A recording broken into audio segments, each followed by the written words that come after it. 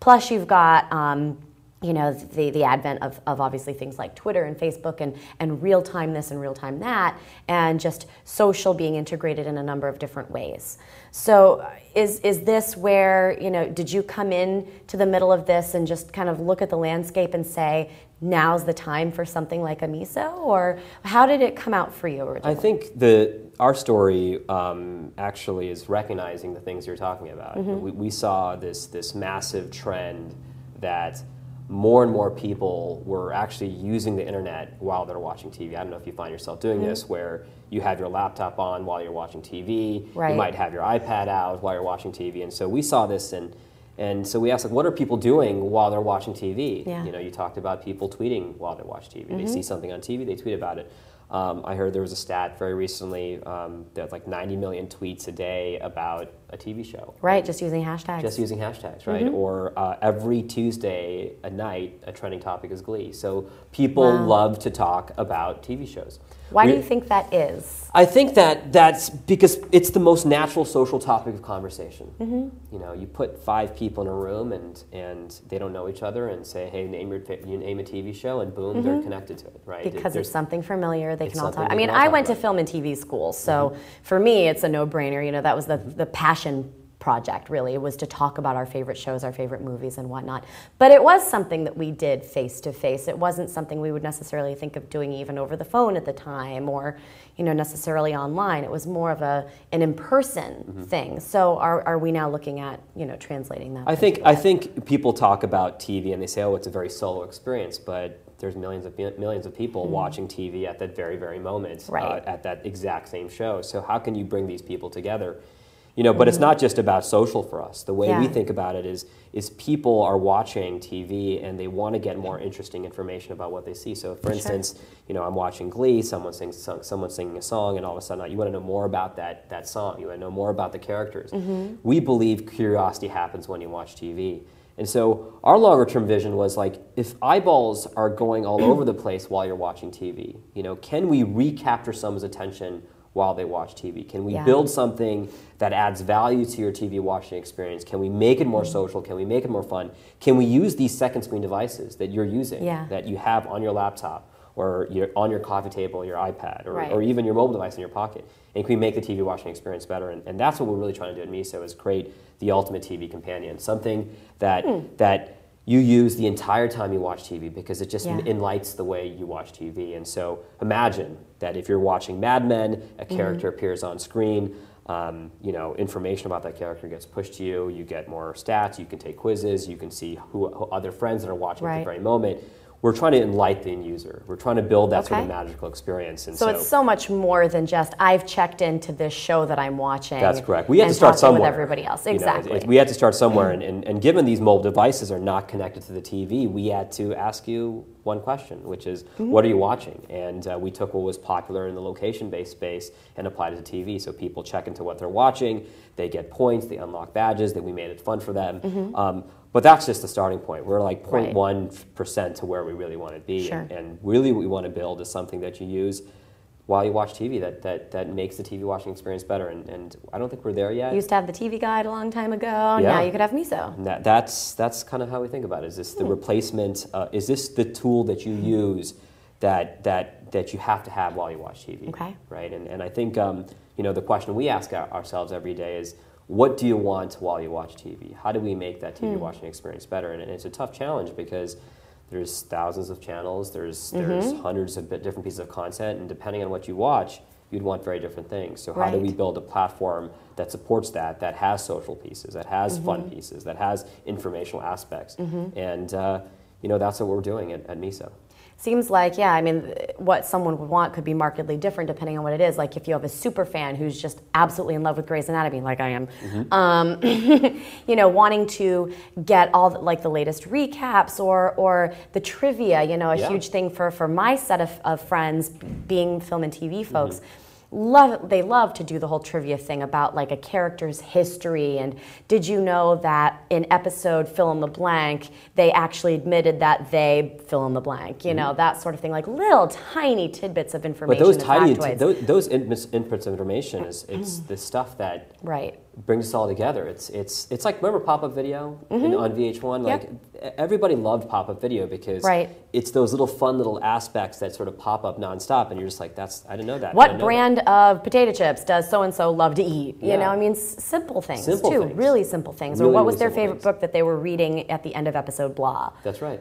So we're trying to, I mean, that's just one example of something to watch the Grey's Anatomy, but if you're watching, Dancing with the Stars, maybe it's polls and quizzes, and who do you think is going to get voted off next Sentiment episode? Analysis is a big thing. How do people feel about particular contestants, and who do they think are going to win? And so there's so much you can do with these other devices, and no one's doing it. And so we saw this opportunity and said, hey, as mobile devices sort of become more ubiquitous, the iPad just launched this year in April actually.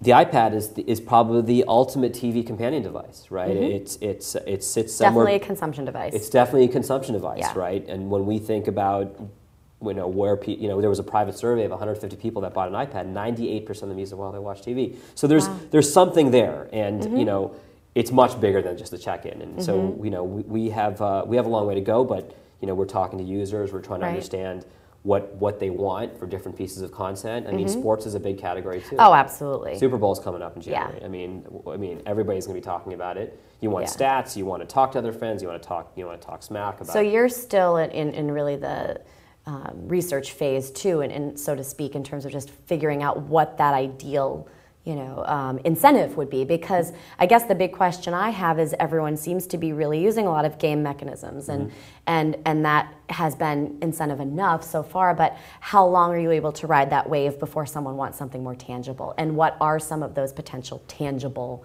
rewards? I think that's a good question. I think I'll tell you this: people come to they look at this whole game mechanic space, and they even look at Foursquare and Koala, and there's some interesting things happening there. But people say, "Oh, it's badges.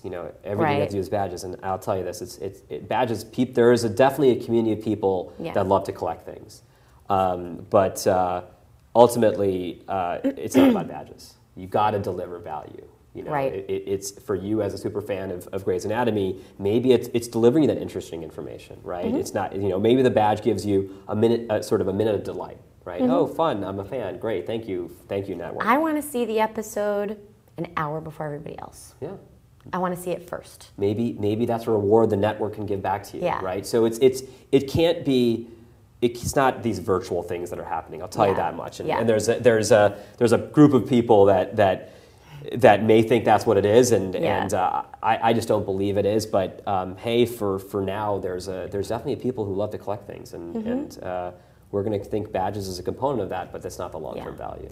Well, speaking of badges, and speaking then of just other people in the space, Miso's been out there, and now you've got competition from companies like GetGlue. You've got Screech just came out of the UK. TV.com is another one.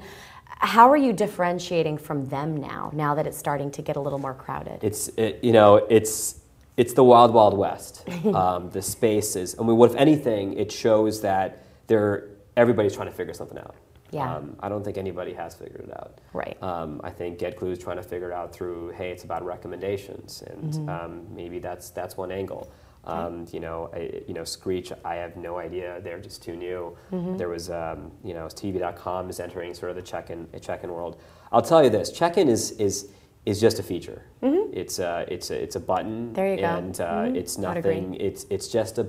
If you think about check-in, it's just a share button. That's really what it comes down to. Yeah. But it's essentially Here I am. I'm watching. It's just a state of mind. So you can't build a business on that, right? So it may be a feature you have among other things, and I don't think a lot of startups are saying, well, it should be the other things that you offer. And so our approach is to say, well, how do we deliver value? What do you want while you watch TV at that very moment? I think our focus, GetGlue, is sort of spread across various things. But I don't think anybody has the answer. I don't think we have the answer, to be quite frank. I think we're very experimental, and we're going to try lots of things. We're going to try to work with networks to really understand how do we deliver value not only to our users, but also to the networks that are trying to connect them as well. You might not be able to answer this next one, and tell me if you can't, but would you consider even working with Apple or Sony, who's done a lot of the Google TVs, in terms of integrating Miso specifically into the set-top boxes? I think there's a huge opportunity there, and I think we're definitely interested in doing those types of things. I think, I mean, imagine this. This feature doesn't exist today, where you're watching TV and there's an ability to, on your remote control, to press a button, and immediately on the TV you see what your friends are watching. Right. And immediately, rather than flipping the channel, rather than using a guide like a TV guide, you can actually change the channel based off what your friends are watching. Right. Or what if you can see what your friends are planning to watch in the future, and you can set things through DVR and so forth. That would be a really fun experience. Right. And I think that would be like, wow, I need to go start using this, and then it's a new way to almost treating it like a viewing room, like, oh, I want to go jump into this one instead. I want to jump into this room, and then my friends are here, right? And right now, your friends are all watching TV at the very moment, but I can't make that happen. And so I think there is opportunities talking to Google TV, talking to the set-top boxes. Because I mean, you're already on, on the iPhone, Android, you've got an iPad app. So, looking at all these various places, where are people going to congregate the most? I think to me, the overarching idea is that people want convenience and control. We talked about this about Netflix and talking about who you should be able to see what you watch whenever you want to watch it. So as it relates to social, you should be able to see what your friends are watching. You should be able to change a channel whenever based off what your friends are watching. You should see what your friends are planning to watch, and you should be able to do that in any... I want voice activated. I want to be able to say, change. Change the channel. You know what? Go to. Why not? Why not? Like, honestly, that is the way we should be thinking. I'm just sick of changing batteries.